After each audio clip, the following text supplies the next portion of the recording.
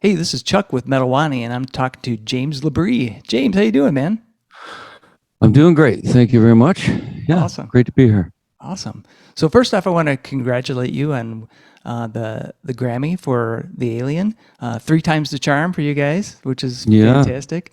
Um, how does winning a Grammy impact you as an artist?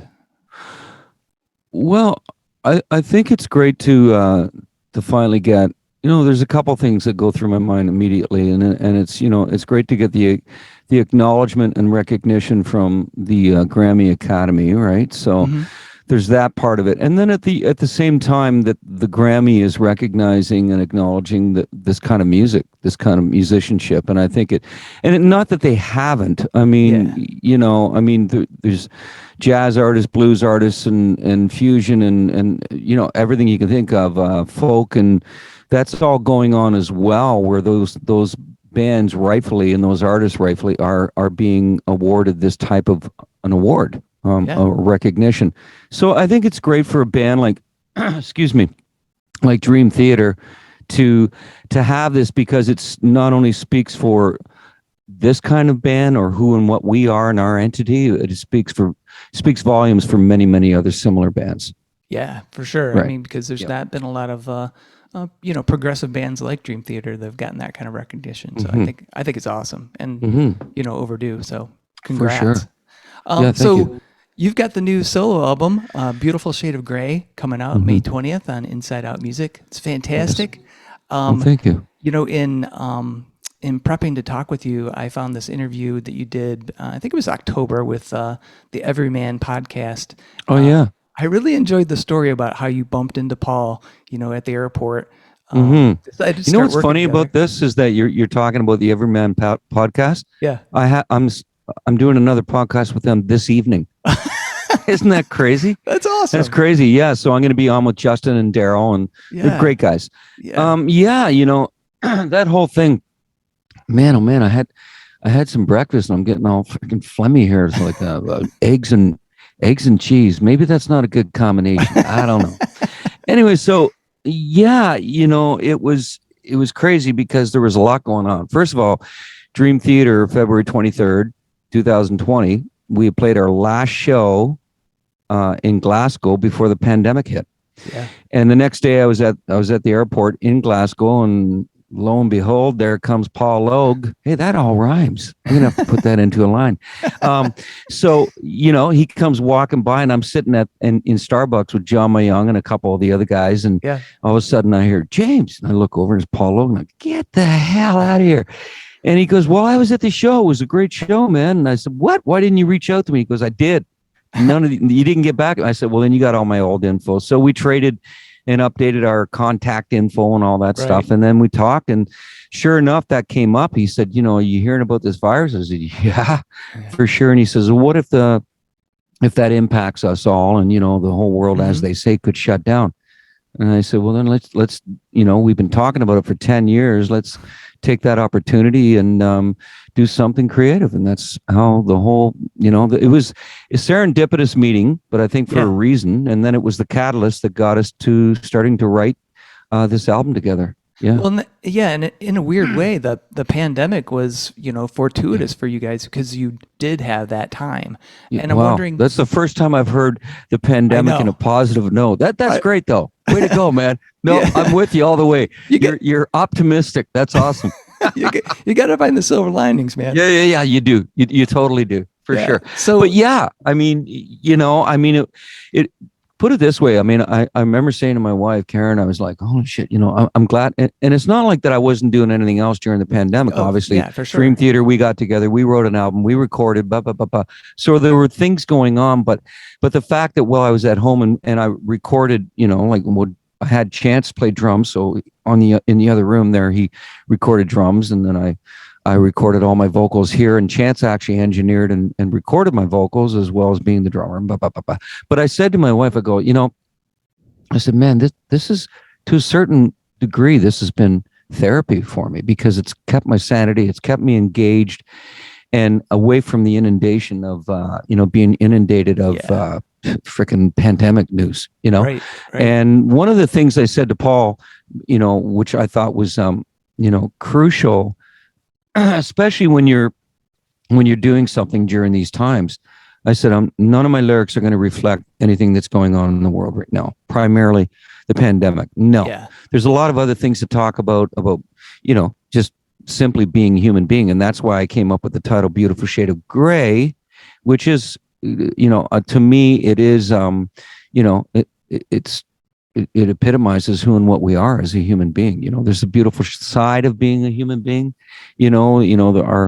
our success, our victories, the fact that we connect and engage with others that make us feel that much more richer and deeper. And then there's the other side that we carry along with us throughout life, a certain level or consistency of sadness.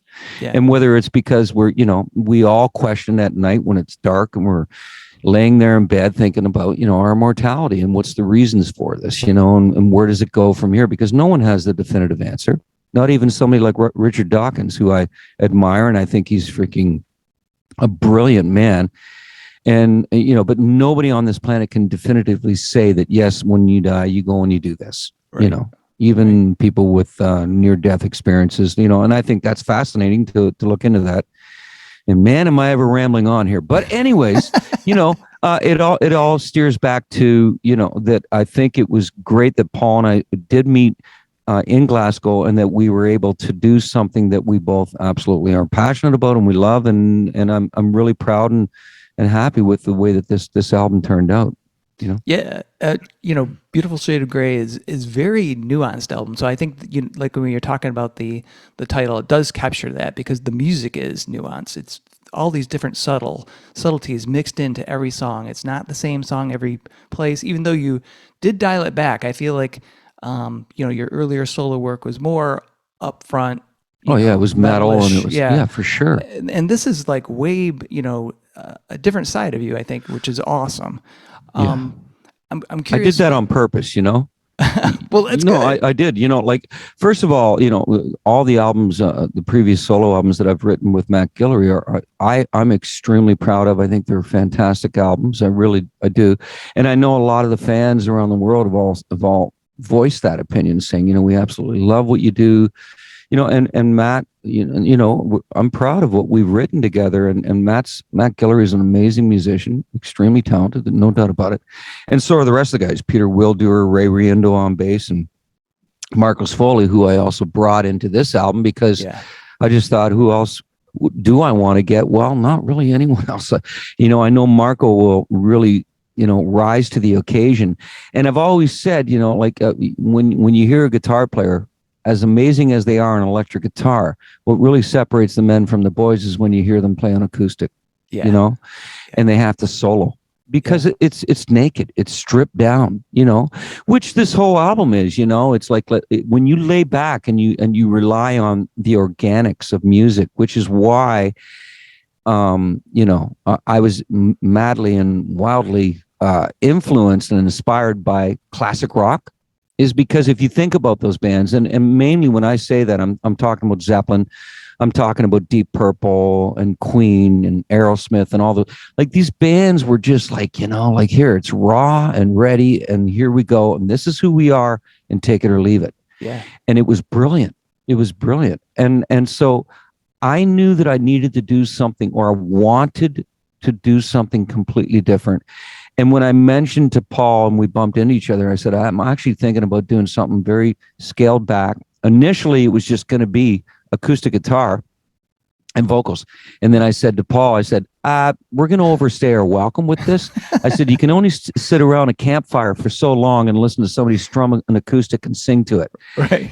At some point, there's got to be a deeper register going on, and it has to be, there's got to be. So that's why we decided, let's make it a full band ensemble, bringing in Christian Polkinen, who's amazingly talented. He brought more an atmospheric quality to it, and, orchestral, bringing in all the strings and that, and then bringing in, Marco and my son Chance. It rounded it out, and it sounds amazing, the whole album.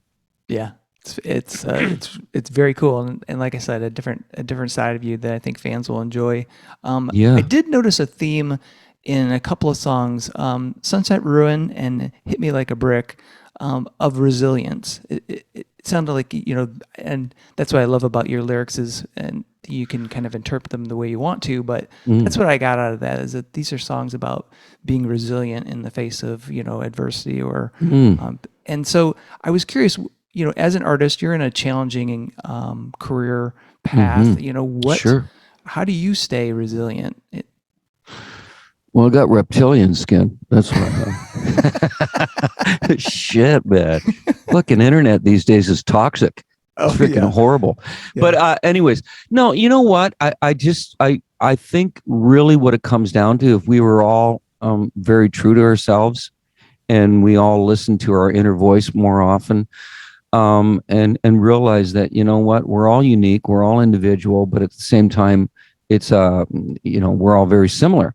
And it's to understand oneself prepares you better for, as you said, the adversities in life. I think that if the better understanding you have of yourself, the stronger you are, the more resilient you are, the more confident you are, and calm.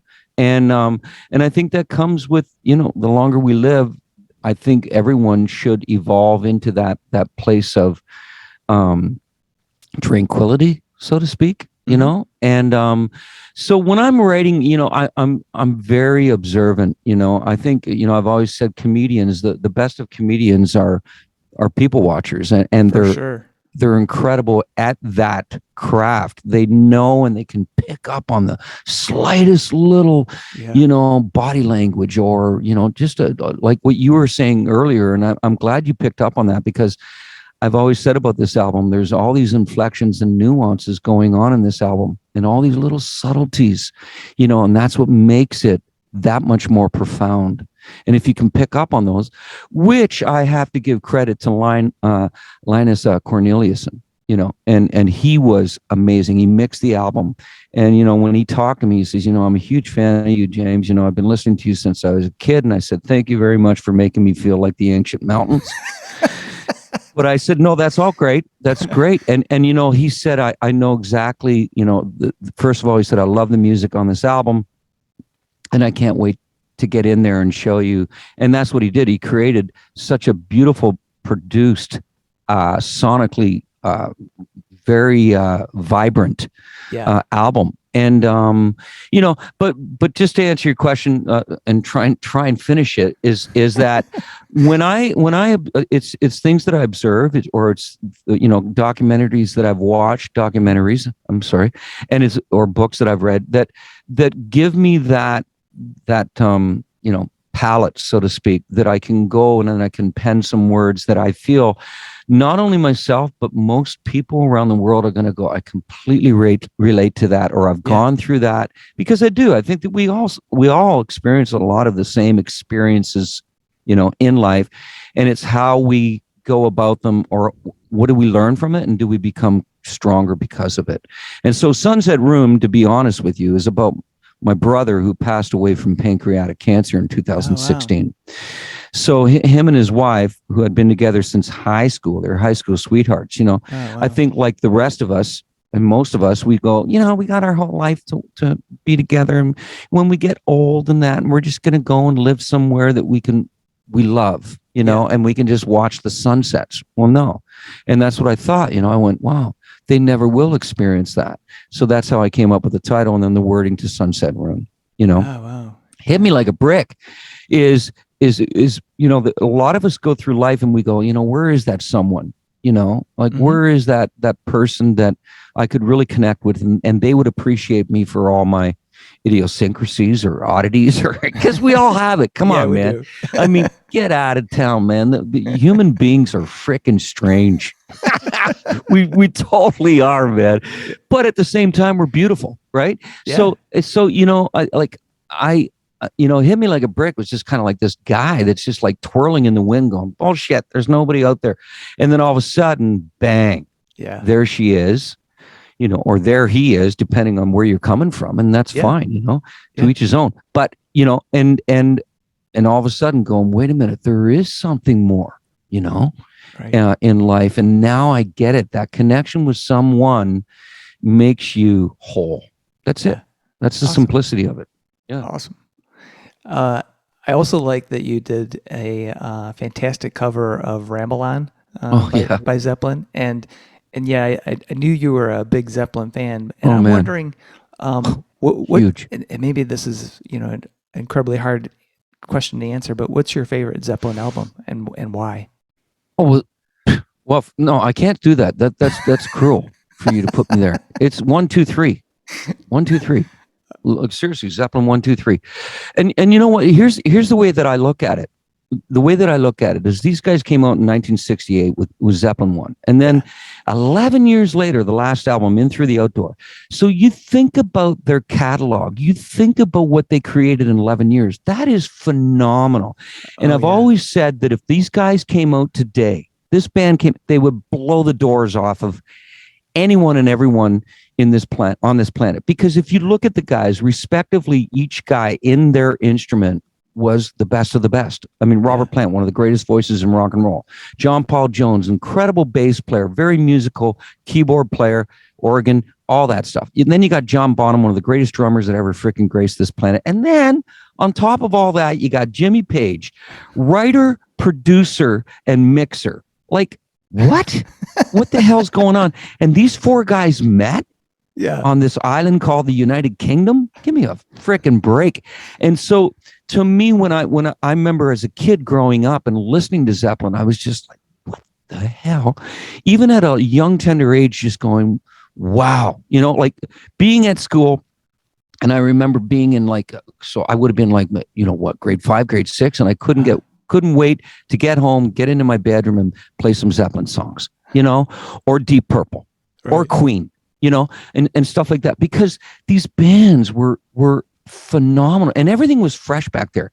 You were able to experiment and it was new, you were able to push the envelope and it didn't matter because that was cool in the 70s, the late 60s and 70s. Hey man, you had to go against the grain. You could not be one of the conformists, you had to be able to say, no, it's about individuality and it's about expression that comes from the core of who and what we are.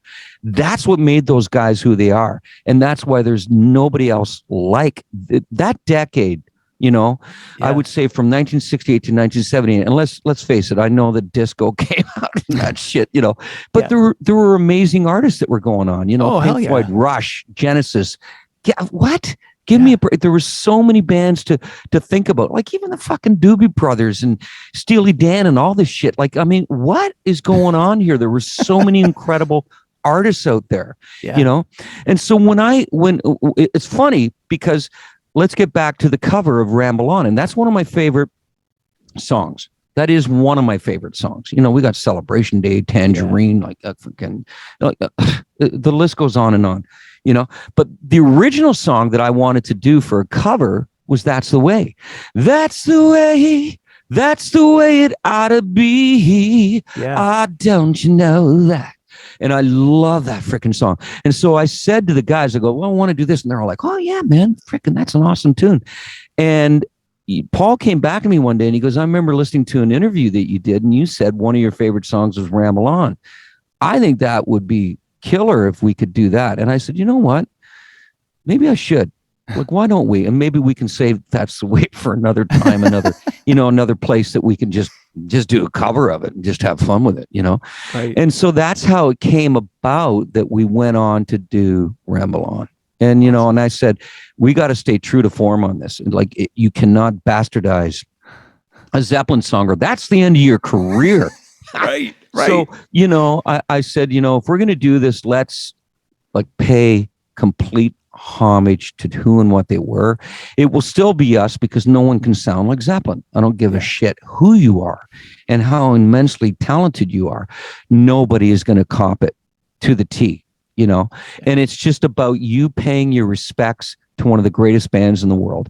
And, I was fortunate enough back in 1995 when Dream Theater was out on the Awake tour and we did this huge festival tour back then throughout Europe.